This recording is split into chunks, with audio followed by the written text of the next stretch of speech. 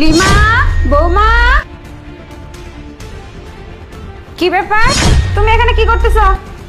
না মা, আসলে এই যে আমি একটু সেবা যত্ন করতে লাগছিলাম, যে কি অবস্থায় আছে, একা একা শুয়ে আছে, তো এটাই দেখতেছিলাম। আচ্ছা ঠিক আছে, তুমি এক কাজ করো, রান্নাঘরে যাও, গিয়ে দেখো ওখানে একটা রুটি আছে। রুটির সাথে না থাক, রুটির সাথে কিছু দিতে হবে না, খালি রুটিটাই নিয়ে আসো, নিয়ে এসে খেতে দাও, যাও। কি রে বুড়ি, শুধু একটা শুকনো রুটি, পেঁয়াজ আর মরিচ, এটাই তোর আজকে খাবার, বুঝতে পারছিস? বৌমা যাও নিয়ে আসো, আজকে ওকে এটাই খেতে দিব, যাও। ঠিক আছে মা।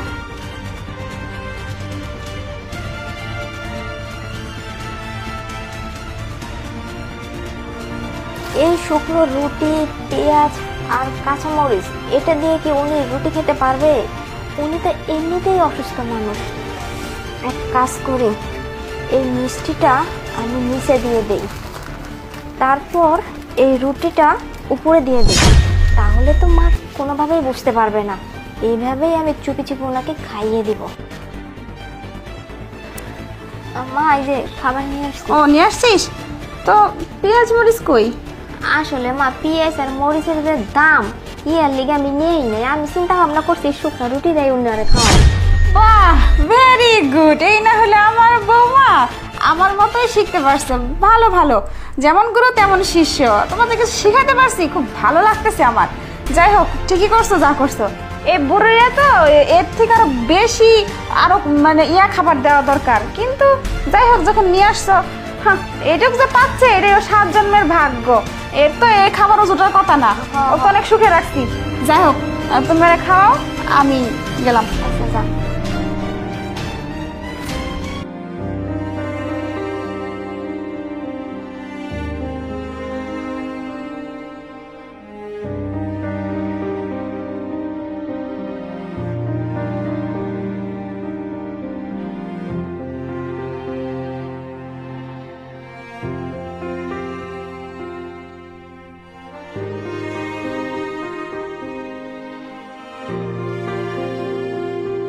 কি ডক্টর সাহেব, কি বুঝতেছেন?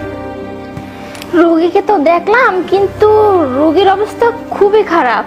এই মুহূর্তে যদি তাকে হসপিটালে না ভর্তি করা হয়, তাহলে মনে হয় না রোগীকে আর বাঁচানো যাবে।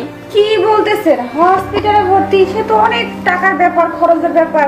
না না, এত টাকা পয়সা কোথায় যে ওনাকে হসপিটালে নিয়ে যাব? না না, হসপিটালে নিয়ে যেতে হবে। আর আপনি যদি বলেন, তাহলে আমি হসপিটালে কথা বলতে পারি, বলে রুমটা বুক করে রাখবো। আর একটা অ্যাম্বুলেন্সের দরকার, আমি ফোন দিয়ে বলতেছি, অ্যাম্বুলেন্সটা এখনই চলে আসবে, সমস্যা নাই।